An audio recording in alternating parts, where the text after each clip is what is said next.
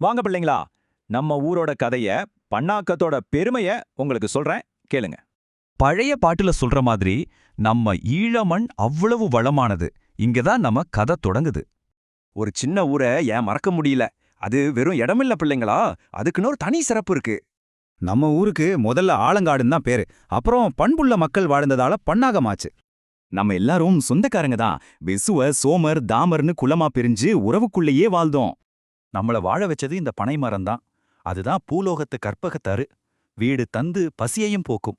பிள்ளைங்களா, நல்லா ஞாபகம் வச்சுக்கோங்க. நம்ம ஊருக்கு 2 கண்கள் இருந்துச்சு. அதுல ஒரு கண் நம்ம விஸ்வத்தனா முருகன்.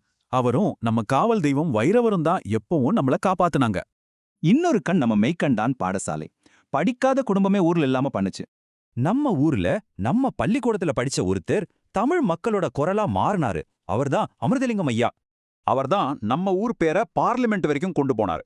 தமிழ் மக்களோட உரிமைக்காக ஓங்கி ஒலிச்ச குரல் அது. வரலாற்று சிறப்புமிக்க வட்டுக்கோட்டை தீர்மானம் நம்ம மெய்கண்டான் பள்ளியில தான் அறிவிக்கப்பட்டது.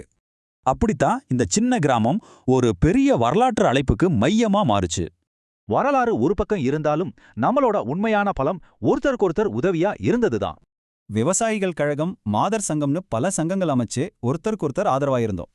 இந்த சங்கங்கள் மூலமா கடன் உதவி, தொழில் பயிற்சின்னு கிடைச்சது. யாரும் தனியா நிக்கல. ஆனா காலம் மாறிடுச்சு. நான் பார்த்த வாழ்க்கை வேற, நீங்க பார்க்கறது வேற. போர் நம்மள பிரிச்சிடுச்சு. ஒரு சின்ன ஊரா இருந்த நாம இப்ப 10 நாட்டுக்கு மேல பரவி வாழ்றோம். தொலைவில் இருந்தாலும் பன்னகம்.com மாதிரி விஷயங்கள் நம்மள ஒன்னா இணைக்குது, நம்ம நினைவுகளை உயிர் போட வைக்குது. இப்போ நம்ம ஊரோட பெருமையை காப்பாத்த வேண்டியது உங்க கையில தான் இருக்கு. நம்ம வேர்களை மறக்காதீங்க.